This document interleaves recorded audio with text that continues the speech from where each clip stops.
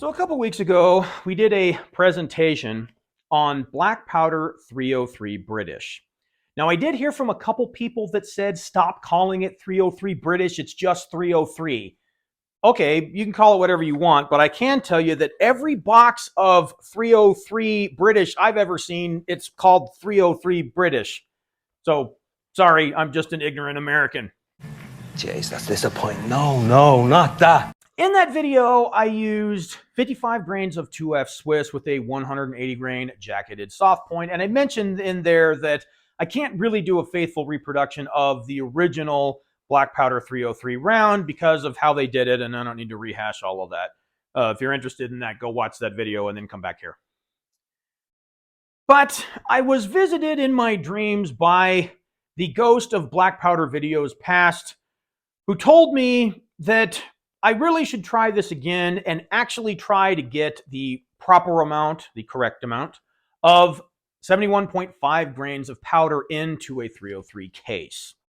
Otherwise, if I didn't, some of my British and Canadian friends might take it personal. Glad to hear you say so. Now, the way I came up with cramming that much powder into a 303 case is rather unorthodox and still not historically correct. But I was able to get 71.5 grains of powder in the case. Now, I mentioned in the last video that I used 2F when typically I would use 3 or even 4. And the reason why I did that is because I always get comments from folks that say, oh, it's a rifle, you should be using 2F. And all of that is a whole nother story for a whole nother video. But basically, the answer is no! So, with these, and I assembled 2 batches, both with the same 180 grain jacketed soft point, both with 71.5 grains of powder, but one using 1F Swiss and the other using 4F homemade balsa powder. So here's how we did that. So here is the super complicated, high-tech way that I came up with to squeeze 71.5 grains into one of these cases. And that is 71.5 grains in those 3 cases there, and this happens to be 1F Swiss. So the first thing I do is I weigh out 71.5 grains, and I pour it in the case all the way up to the top, which for these comes out to be about 55 grains is what you get in there. Then I take my special super secret compression die, which happens to look a lot like a 180 grain 303 projectile, and I use that to compress the powder. Now, the first time I compress it, I end up having to take a pair of pliers to extract the compression die, and as you can see, it pushes it right down to the base of the bottleneck. Then I take my remaining powder and I just fill it all the way up to the top, which is about 5 grains. And I compress it again using our super secret high-tech compression die, which again looks a lot like a 303 projectile. Now, you have to do this over and over again until you get all 71.5 grains of that powder in that case. And if I'm not mistaken, it was 4 times. Well, actually, I think it was 5 times. Well, no, because the 5th time you're just seeding the projectile, you're not actually compressing it. But either way, you have to crank the lever 5 times, and that's not including having to crimp it.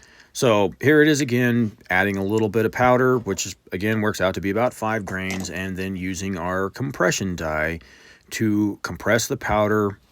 And you just repeat this process until all 71.5 grains are squeezed into that case. Now, I was a little concerned that I might have some strange burn rates because the way this powder gets compressed in there, it's not getting compressed evenly, which is why I wanted to use 2 different powders. And this here again is the 1F, which I think this is the final compression here. And again, I don't use the compression die as the projectile. And you can see it's all compressed in there, and that is the 1F. Now, I did the same procedure with the 4F balsa, which is what you're looking at here, and it's just as long and tedious and drawn out as the 1F. But I wanted to use both kinds just to see if I'd have a difference in velocities and especially max spread. Now, here is the finished product, all crimped and everything, and they look good. That's the 1F batch, and here is the 4F batch. So that's how we did it.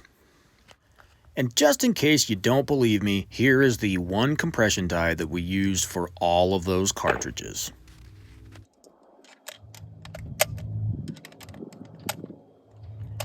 You guys ready? Yep. Yeah. Okay, showtime.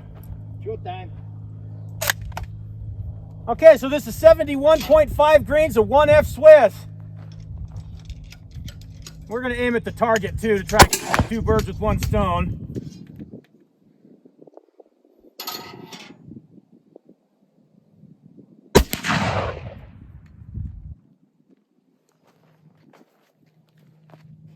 $16.35.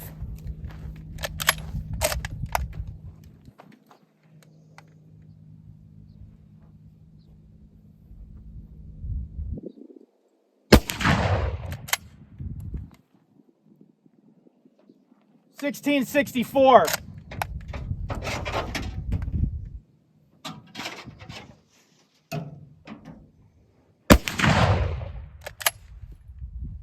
Duplicate. Come on, give me one more number.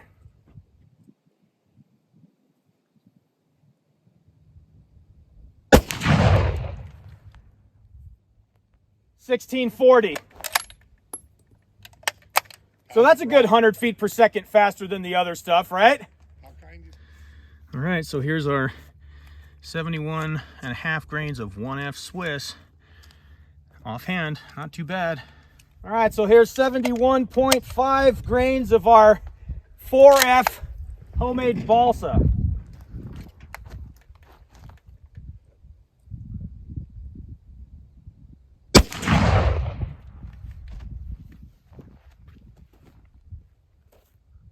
$17.54. Whoa.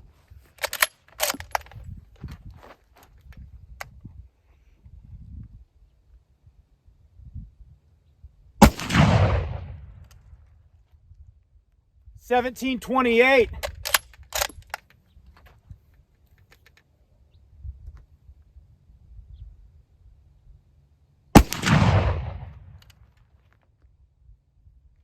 $17.52.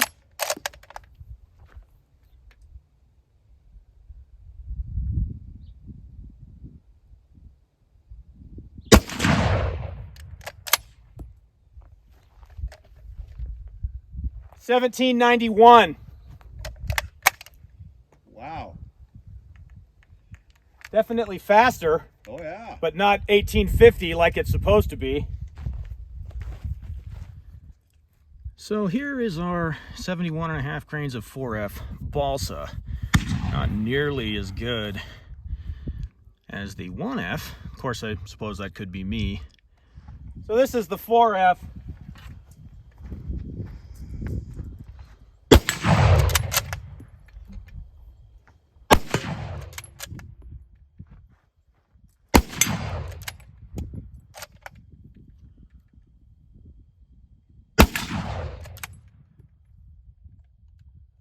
That wasn't bad.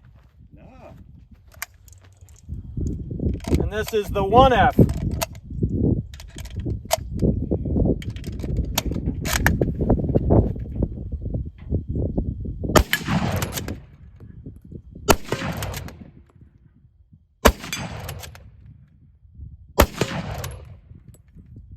Well, I sure like this thing, Jim.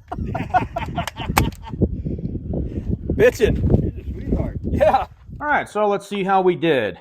The 1F Swiss load averaged 1,646 feet per second with a max spread of 29 and has 1,082 foot-pounds of energy and grouped pretty damn well. I'd take that all day. The 4F balsa load averaged 1,756 feet per second with a max spread of 63 and has 1,232 foot-pounds of energy, which is a lot more energy than the 1F load. But when you compare the 1F Swiss to the last batch with 55 grains, the same 180 grain jacketed flat point with 55 grains of 2F, it's not that much more powerful. Those last ones from the last video were 1586 with a max spread of 81 and 1,005 foot-pounds of energy. Now, the spread is a little bit wider, but, you know, that's okay. I try to keep the max spread on any of my loads under 50 if I can. But still, you know, not quite 100 feet per second faster.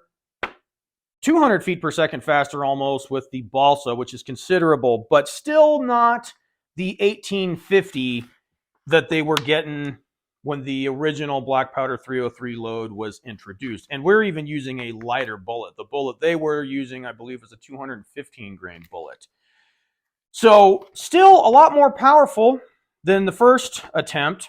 Now, the reason why I wanted to try the 1F against the 4F is because I had to compress the powder in the case the way I did to get it to fit in there. I was thinking it might have really wide spreads because you're not compressing the powder evenly in the case.